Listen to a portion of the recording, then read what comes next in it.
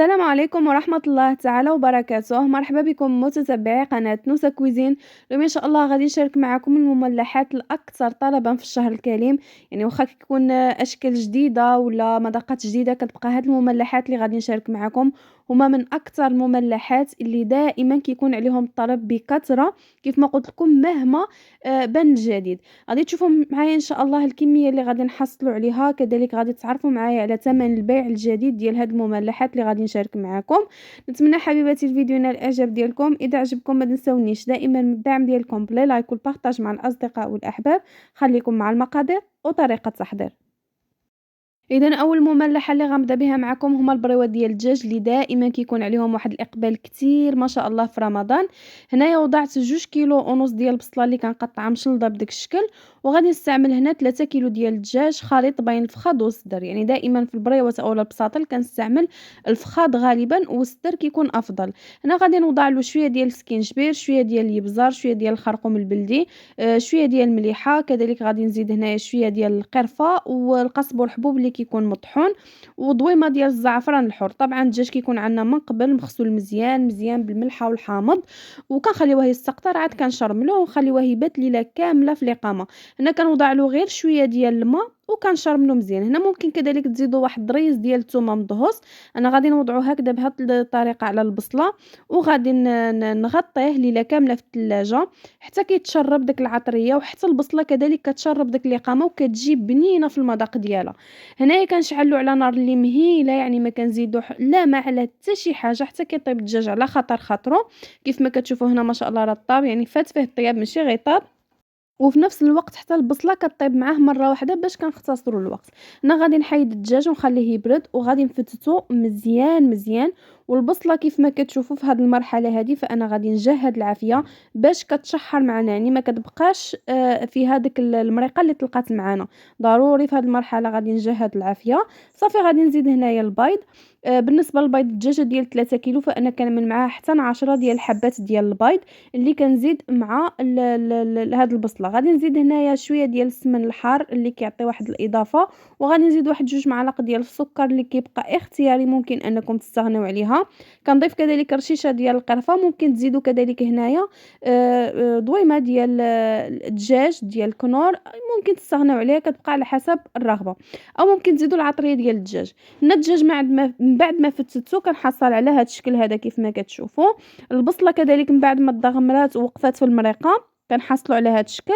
غادي نزيد على الدجاج ديالي وغادي نخلطو مزيان مزيان بهذه الكيفيه، يعني حتى ينسجم داك الدجاج ويتلبس لي كامل بالبصله والبيض اللي حضرنا كيف ما كتشوفوا.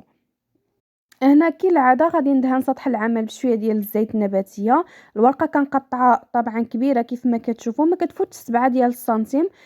كيف ما قلت لكم في فيديوهات اللي من قبل انا دائما كنعبر بالاصابع ديال يدي، الاربعه ديال الاصابع وكنقطع كيف ما قلت لكم ماكسيموم 7 ديال السنتيم الورقه، وكنقطع. ضروري الورقه كتكون كبيره بهذا الشكل هذا.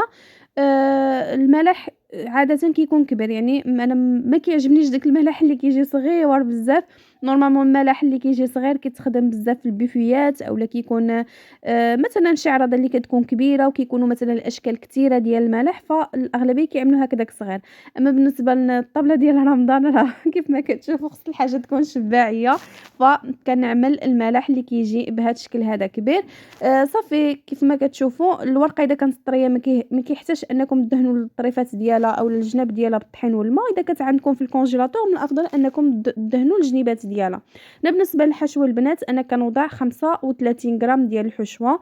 بالنسبه للاخوات اللي دائما كيسقسوني شحال كيوزنوا، انا غالبا كنعمل يعني عيني ميزاني، يعني بقوه دائما ما كنخدموا، ولكن القياس راه هو هذاك 35 غرام اللي كنعمل في الحشوه بالنسبه مقارنه مع هاد الثمن اللي كنخرج بهم هادو.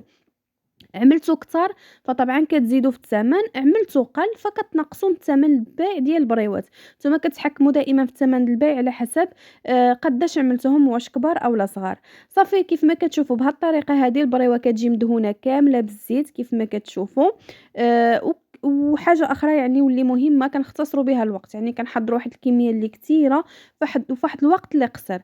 أنا هذه الطريقة المعتمدة عندي منذ سنين يعني واللي كنخدم بها لي كوموند باش كتسربيني. صافي في الأخير غادي نقطّع ديك الجنيبات يعني الزوائد ديال الورقة، غادي نحاول أنني نقاد كل بريوة بهذا الشكل كيف ما كتشوفوا. بالنسبة للورقة البنات أنا ديجا يعني كانت عندي في المجمد، هاد الكوموند كانت على غفلة على هاد الشي باش كنعمل الورقة دائمًا احتياط في المجمد، العكس ملي كتكون يعني شي quantité كبيرة عاد كندوموندي الورقة لأن السيدة اللي كناخد من عندها الورقة فجات بعيدة عليا، يعني كنضطر أنني نخلّص حتى الليفرور باش كيجيبها لي.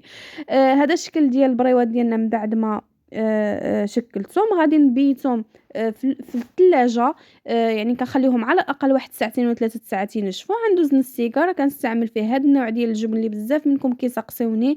هذا البنات الليفري راه حاليًا وصل الثمن ديالو حتى ل200 درهم، كيجي فيه 2 كيلو ومؤخرًا فاش شريته راه ما لقيتش فيه حتى 2 كيلو يعني ناقصة فيه 200 غرام يعني تزاد الثمن ديالو بواحد الشكل خيالي صراحة من بعد ما كنا كنجيبوه 110 دراهم 120 درهم ماكسيموم، فدابا كيف ما قلت لكم راه ولا 200 درهم هذا الفري. يعني كاين واحد دوزيام ديالو راه كيعمل غير 80 درهم، ولكن هذا اللي بنين في المذاق ديالو سبحان الله يعني حتى اللون ديالو مختلف تمامًا على داك الجبن آخر اللي كيكون الدوزيام د هذا.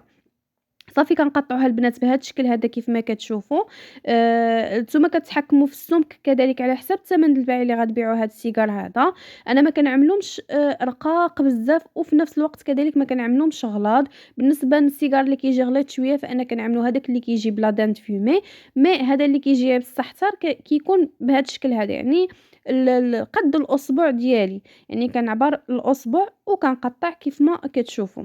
صافي هنا كتنسموه باش ما بغيتو البنات يا اما القزبر حبوب مطحون ممكن تزيدوا له الهريسه الربيع الطري مقطع الثومه، يعني باش ما بغيتو. انا كنفضل ودائما حتى الكليانات اللي كيطلبوه دائما كيطلبوه لي منسم بالصحتر لان كيتواتى بزاف بزاف خصوصا مع هذا النوع ديال الجبن. صافي كنرشو كامل مزيان مزيان بهاد الكيفيه هادي بالصحتر كيف ما كتشوفوا. وبنفس الطريقه غادي ندهن سطح العمل بالزيت النباتيه وغادي نقطع الورقه على شكل مثلثات. بالنسبه للورقه البنات كل ورقه او كنقطع على 6 ديال المثلثات، يعني كيجي فيها 6 ديال المثلثات ماشي 4 لان ملي كنعمل على 4 كتجي الورقه كبيره فكنقطع على 6 باش كيجيني هاد القياس هذا اللي كتشوفوا. صافي هنايا غير كنت معذبه مع التصوير انا غالبا ما كندهن سطح العمل كامل بالزيت وكنفرش فيه هاد الورقه ديال البسطيله بهذا الشكل هذا. كندهن ديك القنيتات بالطحين والماء وكنلوي بالشكل العادي كيف ما كتشوفوا. انا هاد البنات بالنسبه لهاد السيجار هذا ممكن انكم طيبوه في الفران. بزاف د الاخوات كيتشكاو انهم كيطرطق لهم في القلي. بالنسبه للاخوات اللي ما بغاش يطرطق معاها في القلي او لا يخرج لها من الجناب فمن الافضل انكم تكونجليوه هو الاول عاد طيبوه سواء في الفران او في الزيت. انا دائما كنفضل انني نقليه. وحتى الكليانات اللي كيديوه من عندي كيعجبهم مقلي، يعني كيف ما كتعرفوا واخا الحاجه ماشي صحيه ولكن الحاجه مقليه كتجي عاده بنينه على الحاجه اللي في الفران. هذا الشكل الاول ديال السيجار يعني السامبل العادي كيجي يعني غير بالصحتر. هذا اللي قطعت صبيعات كبار غادي نوضع له هنايا كذلك الدان فومي كيجي بنين المذاق ديالو مختلف وكيجي كذلك كنعملوا له شابلور كيجي كذلك بالبيض والطحين يعني كيجي مختلف تماما في المذاق. يعني تقدروا تشكلوه في المائده الرمضانيه جوج اشكال وغيجيوكم مختلفين تماما في المذاق واخا نفس نوع الجبن. هنا كنوضع قطعه ديال لا دانت فومي الجبن في الوسط وكذلك كنغطي من فوق بلا دانت فومي وكنلوي بالشكل العادي كيف ما كتشوفوا. هذا الحجم ديالها كيجي غليظ على اخرى. غادي نستعمل هاد الشابلور هذا اللي كيجي منسم بالثومه كيجي المذاق ديالو رائع جدا صراحه. جربت بزاف د الانواع ديال لا شابلور ولكن عجبني هذا في المذاق ديالو كيجي منسم. اول حاجه هنا غادي ندوز داك لي سيجار كاملين في الدقيق ومن بعد غادي نوضعوه هنايا في البيض. ممكن تستعملوا غير بياض البيض ممكن تستعملوا البيض كامل على حسب الذوق اللي بغيتو. صافي وغادي نضيفهم هنايا غادي نمرمدهم كاملين في ديك لا شابلور بهذا الشكل هذا يعني حتى يتغطاو لا من تحت ولا من فوق مزيان مزيان كيف ما كتشوفوا. وغادي نوضعهم ضروري في المجمد على الاقل واحد ساعه ديال المكانه عاد غادي نقليهم. يعني من الافضل انكم البنات ما تقليوهمش طريين باش ما يطرطقوش معاكم. الزيت اللي كتكون سخونه من الافضل ان الزيت تكون يعني في شي كاسرونه باش يتغطاو كاملين. كيف ما كتشوفوا كياخذوا لنا اللون الذهبي يعني كيتحمروا كاملين مره واحده. صافي كنعملهم كيف ما قلت لكم من المجمد مباشرة للمقله، وكنبقى نحرك فيهم يعني حتى كياخذوا لي اللون الذهبي كيف ما كتشوفوا. ما كيجيوش البنات شاربين الزيت نهائيا، يعني واخا بلا ما تعملوا لهم داك بابي ابسوربون من تحت، فكيجي المذاق ديالو بنين، كيجيو مقرمشين من برا معلكين من داخل، واحد المذاق اللي خطير بزاف بزاف. بالنسبه للبنات الثمن البيع اللي كنخرج به هاد لي سيجار هادو فهما 6 دراهم من الحبه كيف ما قلت لكم، لان الجبن طلع الثمن ديالو بشكل خيالي، وصل حتى ل 200 درهم، فما كيسلكش قل من 6 دراهم نهائيا، خصوصا اذا كان الجبن نوع جيد. هذا الشكل ديالهم من داخل كيفاش كيجي، كنتمنى انكم تجربوهم، كيجيو رائعين بزاف بزاف في المذاق، ومن اكثر لي سيجار اللي كنخدم في رمضان كيكون عليهم الطلب بكثره.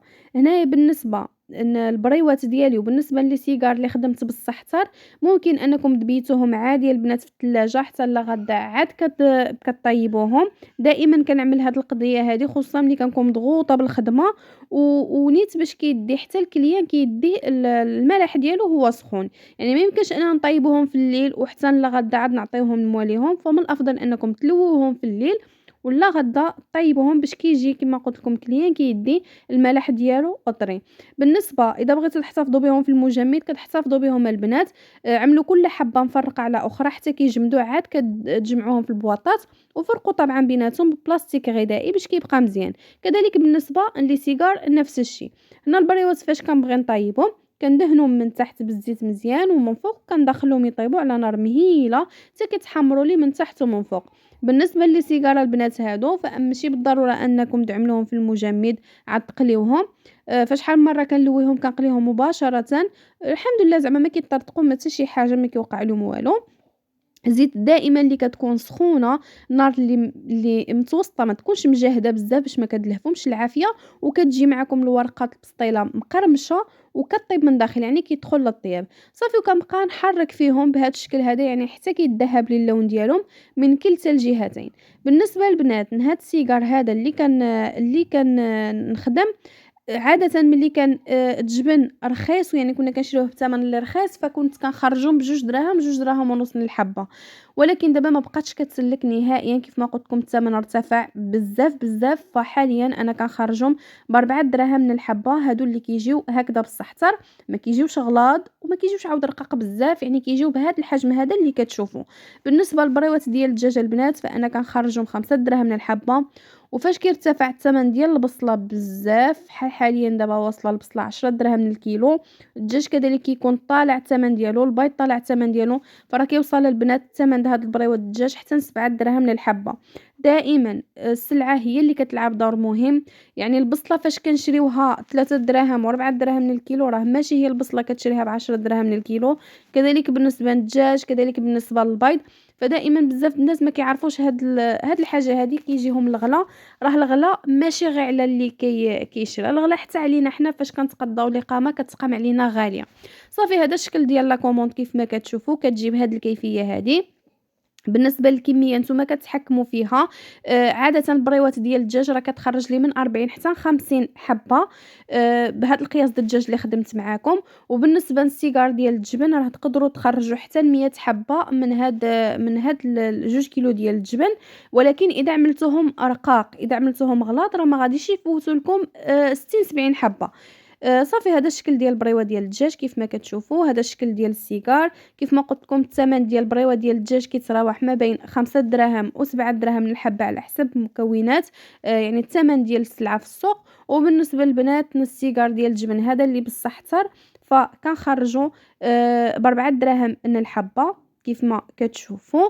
وبالنسبه لهداك اللي كيجي بلا شابلور يعني كيجي منسم بلا شابلور وكيجي بلا دانت فيمي عفوا، فهذاك كنخرجوه البنات ب6 دراهم من الحبه.